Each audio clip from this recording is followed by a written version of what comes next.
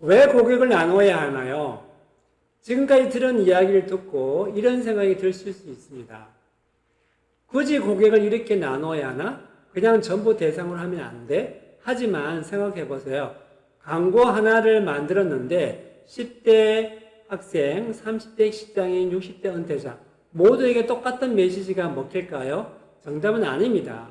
사람마다 관심사, 소비 패턴, 라이프 스타일이 다르기 때문에 누구에게 말하는지 따라 말할 내용도 달라야 하죠. 그래서 고객을 나누는 것은 선택이 아니라 마케팅의 필수 출발점이라 할 수 있겠습니다.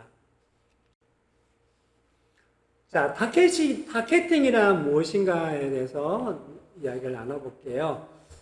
앞서 시장을 여러 조각으로 나누는 세그멘테이션, 세분화하는 것들을 이야기를 했습니다. 이제 그 중에서 가장 핵심적인 것은 고객 그룹을 선택해야 합니다. 그게 바로 타겟이죠. 타겟 설정입니다. 예를 들어서 세분화를 통해서 20대 대학생, 30대 직장인, 50대 자영업자 이렇게 곡을 나눈다면 우리는 그 중에서 우리 제품과 가장 잘 맞는 고객 하나를 또는 여러 개를 선택해야 합니다. 이건 마치 다트 게임에서 넓은 판을 보고 어디를 노릴지를 조준하는 과정이라고 보면 되겠습니다. 타깃이 명확해야 마케팅도 명중할 수 있을 거니까요. 타깃 설정 기준은 어떻게 정하면 좋을까요? 무조건 감으로 하면 안 되겠죠. 기준이 필요합니다. 대표적인 기준 4가지를 알려드리도록 하겠습니다. 첫 번째는 시장의 크기, 우리가 value라고 하죠. value가 어느 정도인지를 보면 됩니다. 그 그룹이 충분히 클까? 너무 작으면 마케팅 효과가 제한되기 때문이죠. 그 다음에 레버리지이 가능한지, 성장 가능성이 있는지를 보는 거죠. 앞으로 계속 관심이 늘어날까? 뭐 이런 고민을 하게 되는 거죠. 일시적인 유행일까? 뭐 이런 것도 고민해야 됩니다. 그래서 일시적인 유행을 피하면서 장기적으로 성장 가능한 그런 시장을 선택을 해야 되겠죠. 그 다음에 경쟁 구도를 봐야 합니다. 어느 정도 경쟁이 심화되어 있는지도 봐야 되는데, 그래서 진입 장벽이 어느 정도 있는지도 봐야 되고요.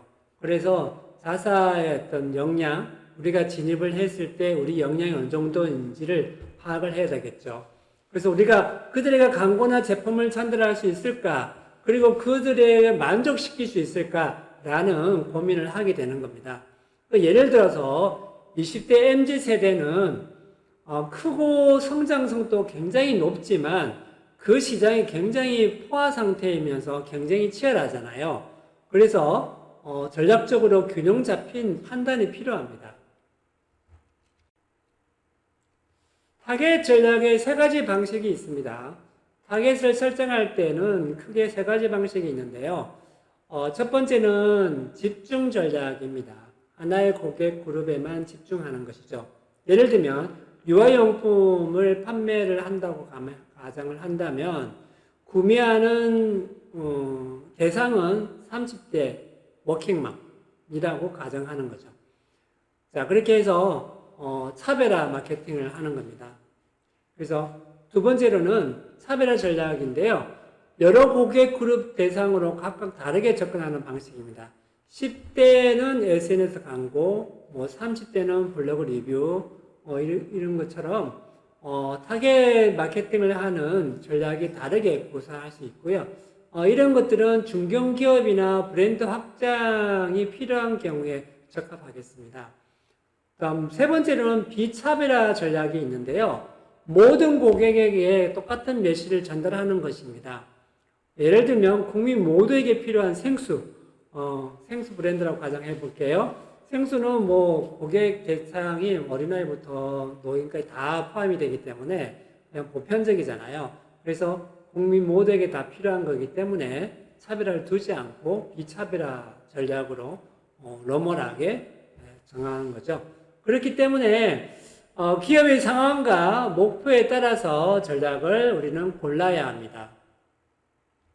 자, 모두에게 말하면 아무에게도 닿지 않는다라는 마케팅의 어떤 격언이 있습니다. 그래서 모든 사람이 말하면 아무도 듣지 않는 거죠. 왜 그럴까요? 사람들은 자신에게 정확히 해당되는 이야기가 아니면 귀를 기울이지 않기 때문입니다. 예를 들어서 이 제품은 누구에게나 좋습니다라는 광고보다는 바쁜 30대 직장인을 위한 아침 대용 간편식입니다 라고 하는 광고를 하면 훨씬 더 눈에 잘 띄겠죠. 그래서 마케팅은 포괄적이 아니라 정확한 대상에게 날카롭게 파고들어야 효과가 있습니다. 자, 그럼 우리가 선택한 타겟이 정말 마케팅 대상으로 적합한지 확인해야 하는데요. 이럴 때 중요한 도구가 체크리스트로 정리해 볼 수가 있습니다. 첫 번째는 수요가 있는가, 수요 여부를 존재가 있나 없나를 파악을 해야 되겠죠. 해당 그룹이 우리 제품을 필요로 하는가라는 겁니다. 두 번째로는 경쟁에서 차별화 가능성은 있나라고 체크를 해보는 거죠. 이미 경쟁자가 많은 그룹인가요? 우리가 더 잘할 수 있을까라는 그런 고민을 해볼 필요가 있겠죠. 그러면 광고 유통이 가능한가? 자, 우리에게 어떻게 도달할 수 있을까? 그들에게 어떻게 도달할 수 있을까라는 거죠. 그리고 SNS나 블로그를 이용해서 아니면 오프라인을 이용해서 아니면 TV나 뭐 유튜브나 틱톡을 이용해서 광고할 것인가? 이렇게 우리가 구분해 볼 수 있는 거죠. 자, 우리 브랜드와 맞는가를 또 봐야 합니다. 브랜드 이미지와 맞는 고객층인가를 또 봐야 되고요. 이 체크리스트는 예가 많을수록 더 좋습니다. 해당 타겟은 정말 훌륭한 마케팅의 대상이 되는 거죠. 자, 실전 마케팅 사례를 보겠습니다. 자, 브랜드 X라는 건강을 중시하는 2030 직장인 여성을 타겟으로 설정을 했습니다. 자, 이들은 건강에 투자하는 의지가 많고요. 바쁘기 때문에 간편하면서도 건강한 제품을 선호합니다. 온라인 쇼핑이나 SNS를 자주 이용하는 디지털 친화적인 소비자이거든요. 이 브랜드는 광고 문구, 디자인, 패키지 모두 이 고객층을 겨냥해 맞춤형으로 제작했습니다. 결과는 광고 클릭률 상승을 했고 고객 재구매율이 증가했습니다. 입소문 마케팅까지 성공해서 아주 대성공적이죠. 정확한 타겟 설정이 얼마나 큰 힘을 갖는지 보여주는 사례입니다. 타겟 설정을 마무리하면서 꼭 기억해야 할 팁 하나를 알려드리자면 욕심내지 말고 선택하라는 것입니다. 많은 분들이 이 고객도 좋고 저 그룹도 좋고 다 끌려 다 공략하면 안 될까라고 이제 말하시는 분이 계시는데 이렇게 생각할 수 있어요. 하지만 그렇게 되면 마케팅 메시지가 흐려져서 결국 누구에게도 강하게 다가가지 못하는 결과가 나와요. 그래서 꼭 가장 우리가 잘 할 수 있는 그룹, 효과가 바로 나올 수 있는 그룹부터 먼저 공략하는 겁니다. 초점이 맞춰져야 파워도 실리겠죠.